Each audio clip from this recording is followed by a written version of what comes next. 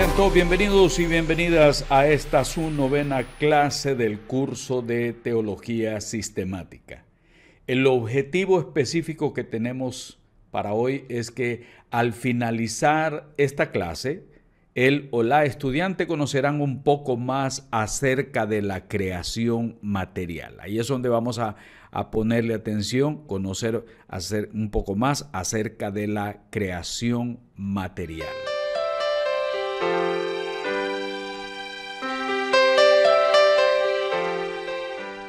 Para nosotros entonces es importante el contexto en que la Biblia fue escrita y tratar de analizar la Biblia en el contexto en que se desarrollaron los hechos en una cultura lejana allá en Oriente Medio.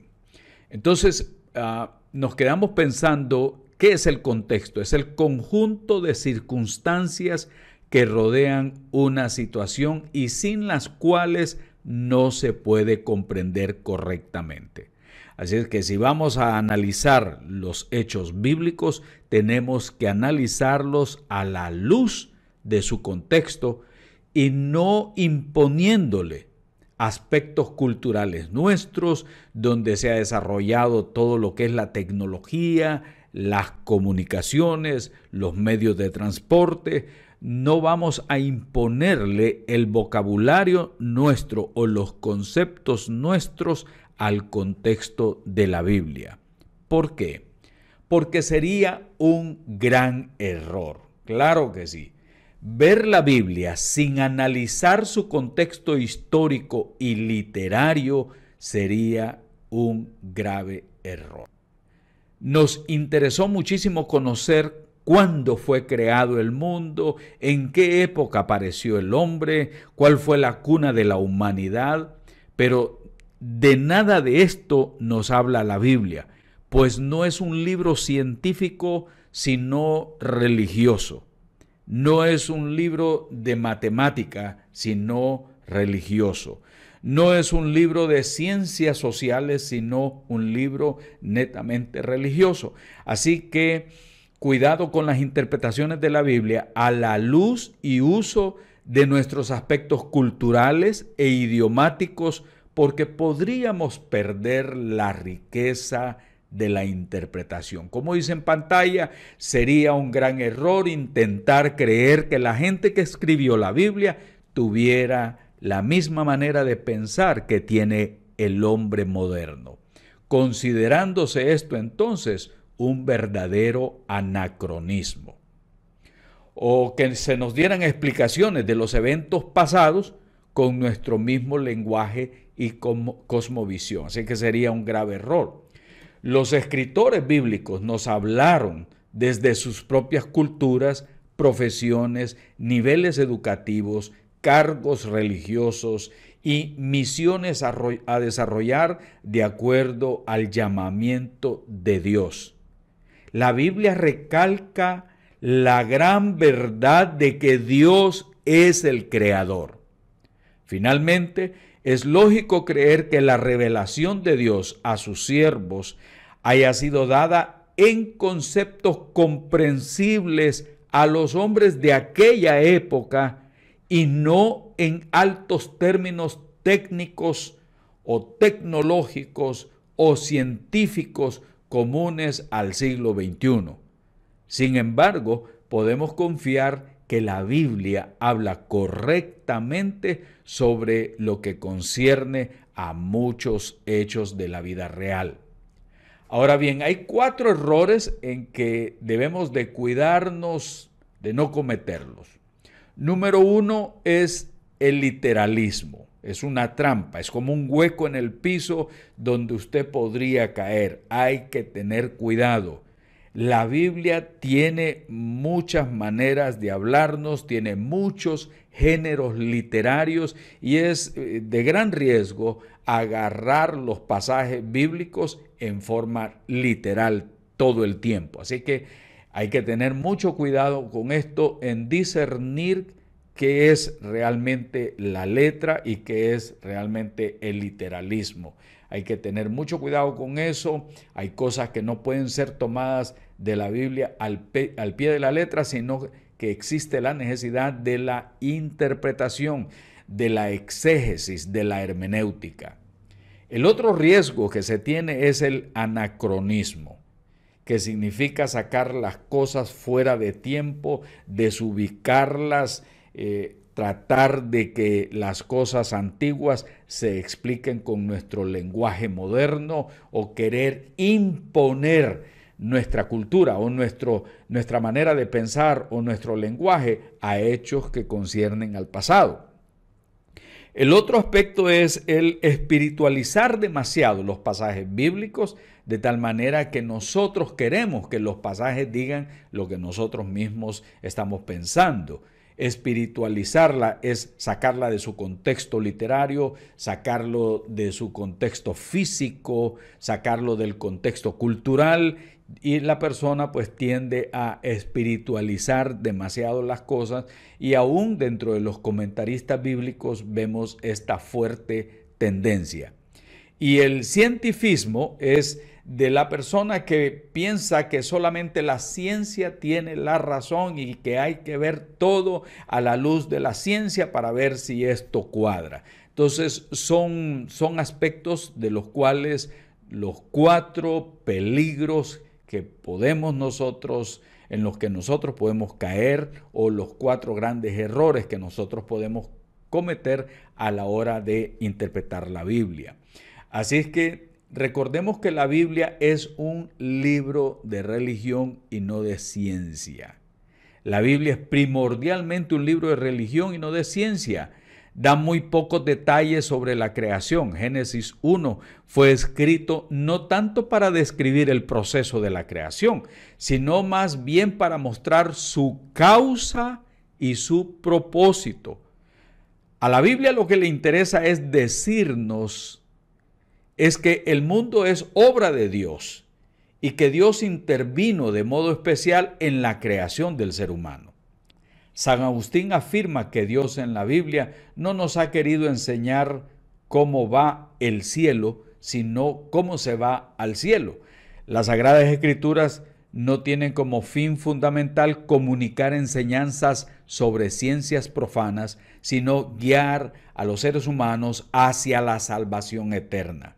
Con todo, los descubrimientos arqueológicos confirman los relatos bíblicos, y por eso es interesante la arqueología bíblica. Pero para el tema que estamos desarrollando, algunos teólogos católicos y un gran sector de pastores y teólogos protestantes piensan que hay que analizar el contexto y el tiempo en que el relato fue dicho. Ahí sí podemos decir que coincidimos. Tenemos que estudiar la arqueología bíblica, tenemos que estudiar la lingüística, tenemos que estudiar los géneros literarios, todas estas cosas. Pero por otro lado, tenemos que también aceptar que hay pastores y hay rabinos que piensan que el relato de la creación es literal y directa de la pluma y mano de Moisés. Y claro, hay pasajes que nos hacen ver a nosotros donde Dios le dijo a Moisés que escribiera lo que se le estaba dando, lo que se le estaba revelando. Pero muchos rabinos y muchos pastores se vuelven cerradamente literales, mientras hay otro sector grande que ven nuevas explicaciones sobre los acontecimientos bíblicos. Por ejemplo, tenemos nosotros que algunos afirman que no fue directamente de la mano de Moisés el Pentateuco, o sea, la Torá completa o el Tanaj completo, sino que este ha sido aportes que se han venido dando a través de la historia, y se señala también a sacerdotes, excantores o ex sacerdotes que de alguna manera participaron. Y entonces se le pone mucha atención a que estas narraciones pudieron haber surgido por el exilio de Babilonia por el siglo VI antes de Cristo. Así que en esa época, por ese tiempo, dicen algunos autores, pudo haberse escrito el relato de la creación. Sobresale también aquí la importancia del Shabbat, la importancia del sábado y la polémica contra los dioses de la luz, el sol y de la luna, que vamos a ver más adelante. Surge de nuevo la pregunta, ¿y quiénes pudieron estar detrás del texto? Si nosotros vamos a la escritura en el libro de Ezequiel capítulo 3 verso 15, dice, y vine a los cautivos, escuche esa expresión, y vine a los cautivos en Tel Aviv, que moraba junto al río Quebar, y me senté donde ellos estaban sentados y permanecí 7 días atónito entre ellos. El Salmo 137:1 refleja que ellos eran considerados esclavos, trabajadores forzados, con sus cuerpos maltratados, sin belleza, oprimidos y humillados. Y vemos también entonces que detrás, y se le llama de esa manera, el himno de Génesis 1, se escucha o se ven a través de la historia los gemidos y los dolores de gente esclavizada. Sacerdotes y ex cantores del templo son los que posiblemente dieron forma final a este himno, según nos dicen diferentes teólogos, y que se han dedicado al estudio de la arqueología bíblica, al estudio de la lingüística, los diferentes géneros literarios, la ubicación a través del tiempo. Ellos han llegado a la conclusión de que definitivamente han sido ex sacerdotes y ex cantores del templo los que posiblemente le dieron forma final a este himno.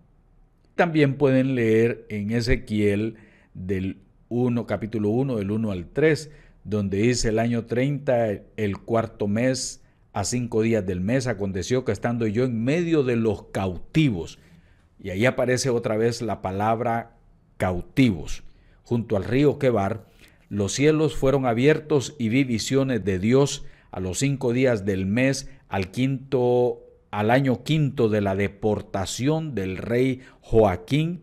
El sacerdote Ezequiel ben Buzi tuvo revelación expresa de Yahweh en la tierra de los caldeos junto al río Quebar. Ahí estuvo sobre mí la mano de Yahweh. Entonces aquí estamos escuchando de la boca o viendo de la pluma de Ezequiel el escrito donde se nos relata acerca del cautiverio que ellos estaban viviendo. Así es que expertos y teólogos confirman o afirman de que este pasaje el himno de Génesis capítulo 1 fue escrito por estas personas y en los tiempos del cautiverio, no necesariamente de la mano de Moisés, aunque esto por supuesto está en la Torá. Y aquí vale la pena anotar de parte de todos ustedes, es decir, llevar nota de esto, que el Génesis tiene como propósito, oponerse a la idolatría de los falsos dioses, de los astros y la reivindicación del sábado. Esto es lo que el Génesis persigue: hacer ver a los lectores que no es el dios sol, no es la diosa luna, no son los dioses los árboles, como muchos llegaron a creer, no son dioses las criaturas del mar, ni los animales mismos, ni el hombre mismo, aspectos que dieron lugar después a las mitologías de las diferentes culturas en los diferentes pueblos. Ahora, con toda esta explicación, hay todavía gente que se pregunta, bueno, ¿era el día de 12 o de 24 horas? ¿Tiene la Tierra millones de años? Si es así, entonces, ¿por qué la Biblia habla que el mundo fue creado en solo 6 días? Y aquí hay gente que quizás con buena intención trata de investigar para llegar a una conclusión, y hay gente que toma estos aspectos simplemente para burlarse de la fe de los judíos, burlarse de la fe de los cristianos y para hacer mofa de esa situación. ¿Por qué? Porque no tienen en cuenta el contexto bíblico, no tienen en cuenta cuándo pudo haberse formado, no tienen en cuenta cuál era la intencionalidad de los autores. Y aún la misma Biblia nos da respuestas a estas situaciones. En segunda de Pedro, capítulo 3, versículo 8 dice: mas, oh amados, no ignoréis esto, que para con el Señor un día es como 1000 años y 1000 años como un día. Esto pudo haberlo recibido por revelación de parte de Dios, como también lo encontramos en la Escritura, o haciendo cita también a la Escritura en Salmo 94, que dice: porque 1000 años delante de tus ojos son como el día de ayer que pasó y como una de las vigilias de la noche. Pero hay algo que hay que tomar en cuenta, y es que el tiempo de Dios no es el tiempo de sus criaturas. La palabra hebrea yom se traduce como día. Recuérdense que hay una expresión que dice el Yom Kippur, el día del perdón, pero yom se traduce como día. Y ese día puede ser interpretado como 1000 años o simplemente como un día, o según lo que el autor busca demostrar, como pasa en el ejemplo de Génesis capítulo 2 del 4 al 6. Estos son los orígenes de los cielos y de la tierra cuando fueron creados el día. Ponga atención en eso, porque el día ya no está hablando aquí de 24 horas, no está hablando aquí de otra situación. Aquí el autor quiere resumir en un solo día toda la acción creativa de parte de Dios.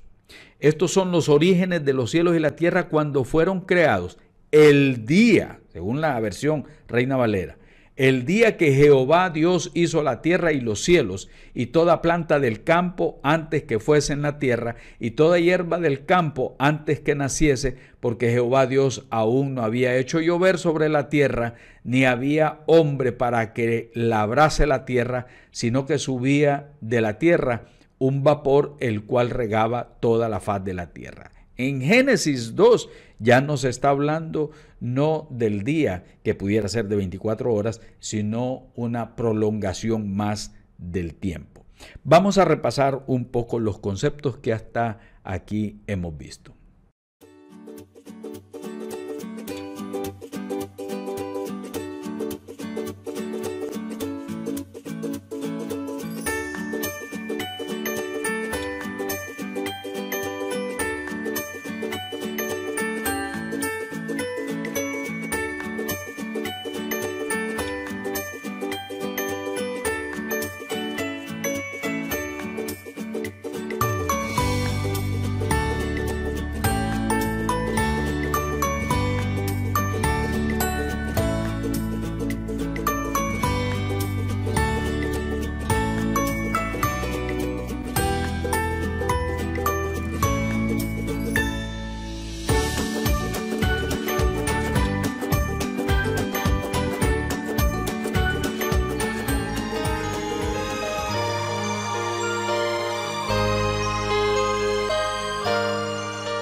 Y aquí tenemos el día primero. En un principio creó Dios Elohim los cielos y la tierra, Génesis 1:1.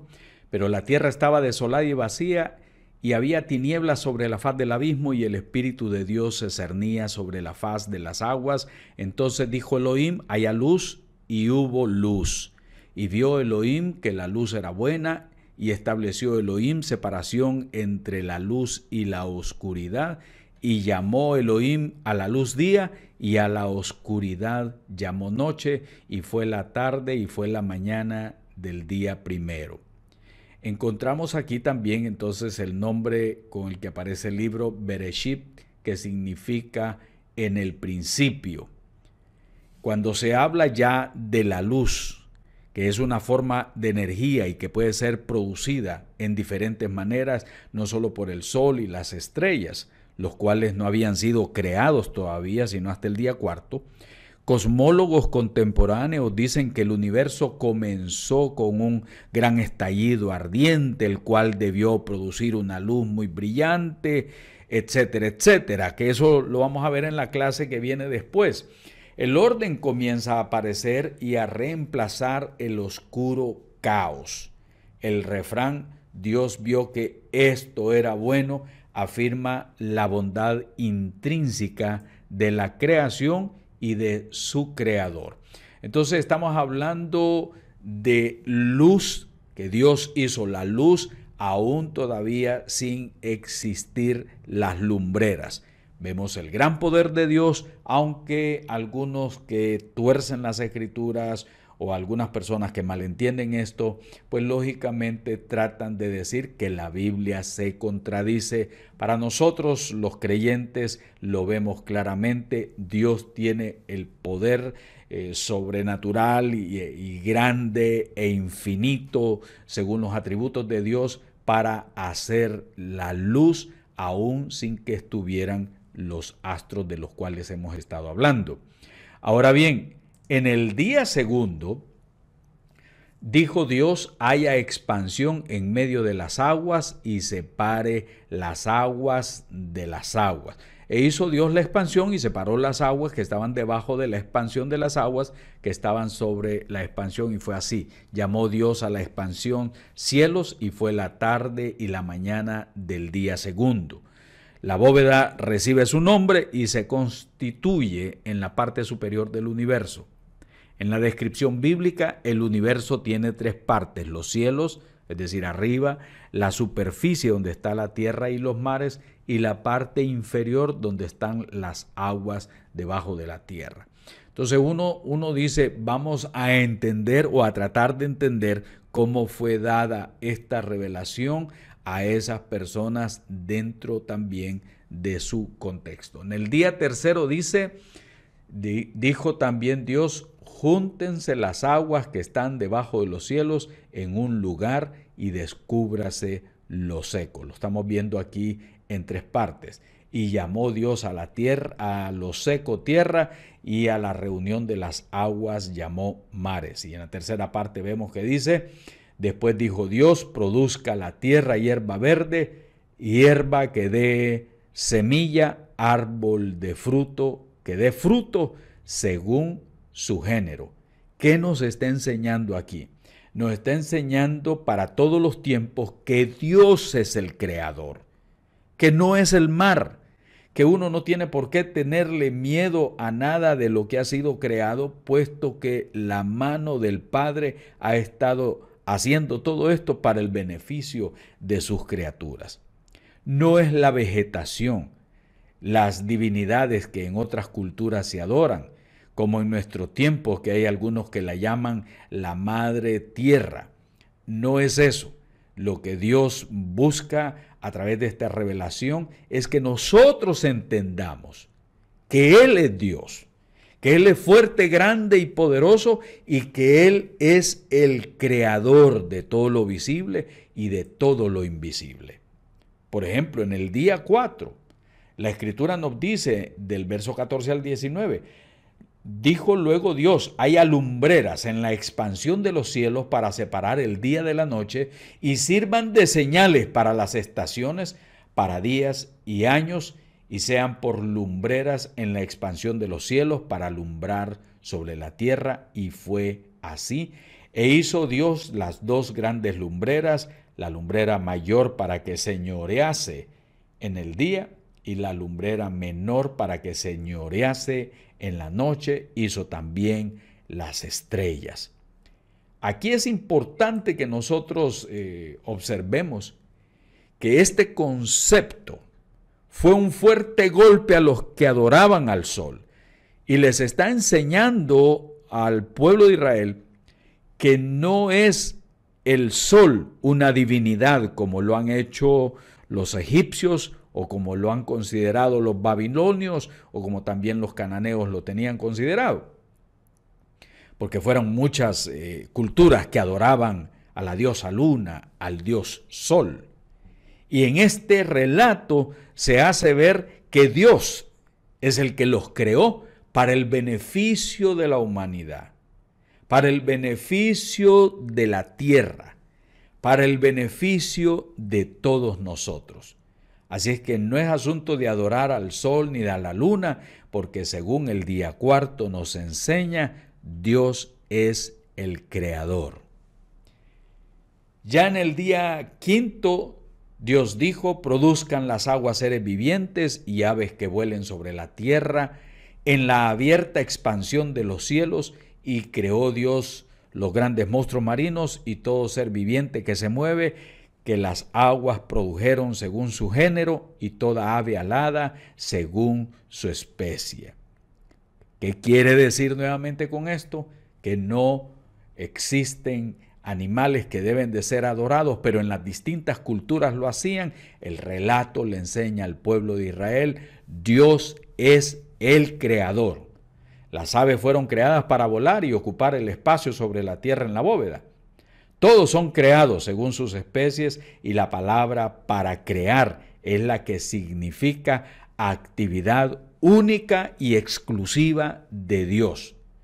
Los seres vivientes reciben una bendición de Dios consistente en la capacidad de procreación, multiplicación y ocupación de los espacios o medios asignados. No pueden las criaturas ser adoradas como se daba en las otras civilizaciones. En cuanto al día sexto, luego dijo Dios, produzca la tierra seres vivientes según su género, bestias y serpientes y animales de la tierra según su especie. Nuevamente la tierra participa en la creación de animales, proveyendo las condiciones y los elementos necesarios para la vida. Se los agrupan en tres categorías: animales domésticos o ganado, animales que se arrastran o reptiles y animales silvestres o de toda la tierra. Estos grupos representan la totalidad de animales terrestres y son clasificados por especies, aunque no se determina una cantidad específica. El día sexto es algo que también debemos de verlo como importante, pues no solamente se hicieron los animales, sino que también se creó al hombre. Y creó Dios al hombre a su imagen, a imagen de Dios lo creó, varón y hembra los creó. Dios bendice al hombre y a la mujer, capacitándolos para la procreación, la ocupación del medio y el ejercicio de dominio sobre los otros seres vivientes. Además, Dios permite que las plantas sirvan de sustento al ser humano y también a los animales. Dios concede una elevada evaluación de todo lo creado que presenta un cuadro de perfecta armonía y equilibrio entre todos los seres y elementos creados. Génesis afirma que el hombre fue la meta de la creación y que su bienestar es la preocupación suprema de Dios. Si usted va viendo cómo se van desarrollando los días y lo que se fue dando, lo que se fue creando en los días, es para llegar hasta el ser humano, el cual va a ser beneficiado, la persona beneficiada, la meta. Vamos a llamarlo de esa manera, es la meta de la creación y que todo lo que se ha hecho es para su bienestar. Esa es la preocupación suprema de Dios. Estos principios son reafirmados con reiteración a través de toda la Escritura, pero que están destacados con ejemplar claridad en todo el Génesis 1 y son clave en lo que el autor estaba tratando de decir. Ojo con esto. Todo lo que ha sido creado es para que el ser humano lo disfrute y le permita desarrollarse, le permita alimentarse, le permita protegerse de las inclemencias del tiempo y todas estas cosas. Pero el Génesis lo que está tratando de hacer aquí es que ningún hombre puede ser adorado, ni escultura de hombre, ni ningún ser humano, puesto que Dios es el que lo creó. Y ahí el relato de la creación llega a ese punto de la meta. El ser humano ha sido creado, todo lo que fue creado fue para su beneficio, pero él en sí no puede ser adorado ni reverenciado de esa manera, que le pertenece solamente a Dios. Encontramos ahora aquí el día del descanso. Según la Biblia nos dice en Génesis 2, del 1 al 3, fueron pues acabados los cielos y la tierra y todo el ejército de ellos, y acabó Dios en el día séptimo la obra que hizo, y reposó el día séptimo de toda la obra que hizo. Y bendijo Dios el día séptimo y lo santificó, porque en él reposó de toda la obra que había hecho de la creación. En este relato de la creación no encontramos el término sábado, pero sí la raíz del cual se deriva, la raíz hebrea. La obra de la creación había ocupado 6 días y Dios descansó, dice ahí. Pero literalmente no es que Dios se cansa porque Él es el Shaddai, sino que lo que quiere decir con Shabbat es que Dios cesó. Es decir, cesó de sus trabajos en el séptimo día. De este modo, aparece la distinción entre los 6 días de labor y el séptimo día de descanso. Esto es válido, aun cuando entendamos que los 6 días de trabajo como periodos de tiempo mayores de 24 horas. El lenguaje es antropomórfico desde el momento en que Dios no es un obrero que se cansa y necesita descanso. Pero se estableció el modelo para que fuese adoptado y puesto en práctica para el beneficio del ser humano. Y Éxodo 20:11 afirma que Dios reposó, y dice ahí una palabra hebrea, wayaná, y el séptimo día. Es decir, cesó el trabajo. Y vemos que más adelante esto, según el mandamiento, es para beneficio del ser humano, y después pasó a verse como el día en que fue santificado, es el Shabbat, porque fue el día en que cesó Dios. Y los judíos lo entienden también como el día en que Dios descansó y se manda a ellos también a descansar.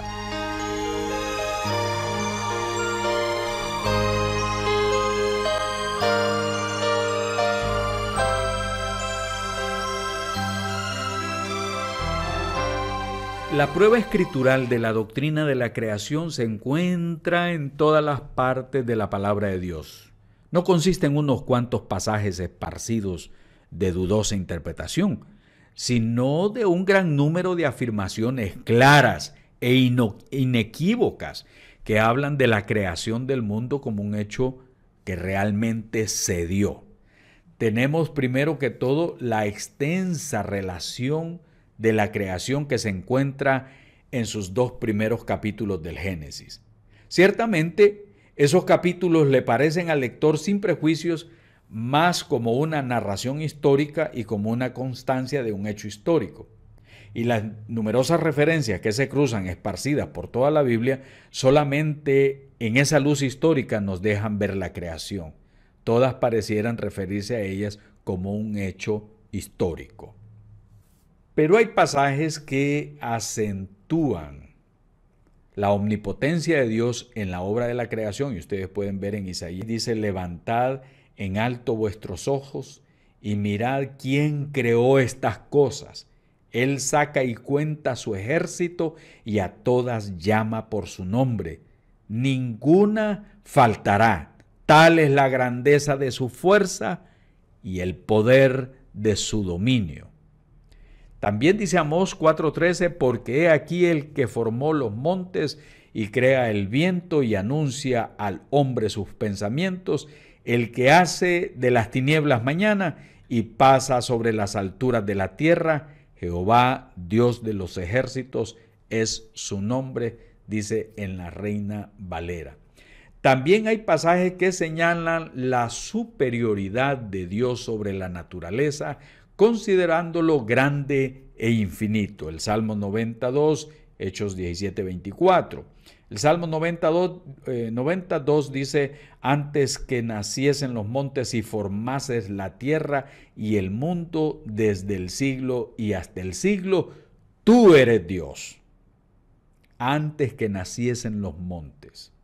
En Hechos 17:24 dice: el Dios que hizo el mundo y todas las cosas que en él hay, siendo Señor del cielo y la tierra, no habita en templos hechos de manos humanas. Así que hermanos y hermanas, ya ustedes estarán siempre pensando, bueno, el relato de la creación es contra la idolatría. El relato de la creación es para darnos a entender a nosotros que Dios está por sobre todas las cosas. Él es el Shaddai, Él es el omnipotente y todopoderoso Padre eterno celestial. Y hay pasajes que se refieren a la sabiduría de Dios en la obra de la creación. Está Isaías 40 del 12 al 14 que dice en esta versión Dios habla hoy: ¿quién ha medido el océano con la palma de la mano o calculado con los dedos la extensión del cielo? ¿Quién ha puesto en una medida todo el polvo de la tierra o ha pesado en balanza las colinas y montañas? ¿Quién ha corregido al Señor o quién le ha dado instrucciones? ¿Quién le dio consejos y entendimiento? ¿Quién le enseñó a juzgar con rectitud? ¿Quién lo instruyó en la ciencia? ¿Quién le dio lecciones de sabiduría? Y en Jeremías 10, 12 al 13 dice: el que hizo la tierra con su poder, el que puso en orden el mundo con su saber y extendió los cielos con su sabiduría, a su voz se produce muchedumbre de aguas en el cielo y hace subir las nubes de lo postrero de la tierra, hace los relámpagos con la lluvia y saca el viento de sus depósitos. Estos son pasajes que se refieren a la sabiduría de Dios en la obra de la creación. Pero también hay pasajes que consideran a la creación desde el punto de vista de la soberanía de Dios y de su designio en la creación. Por ejemplo, Isaías 43:7 dice: todos los llamados de mi nombre para gloria mía los he creado, los formé, los hice. Ese pasaje es hermoso, como Romanos 1:25, donde dice: ya que cambiaron la verdad de Dios por la mentira, honrando y dando culto a las criaturas antes que al Creador, el cual es bendito por los siglos. Amén.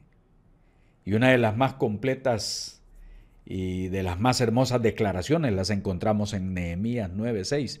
Tú solo eres Jehová, tú hiciste los cielos y los cielos de los cielos con todo su ejército, la tierra y todo lo que está en ella, los mares y todo lo que hay en ellos, y tú vivificas todas estas cosas y los ejércitos del cielo te adoran.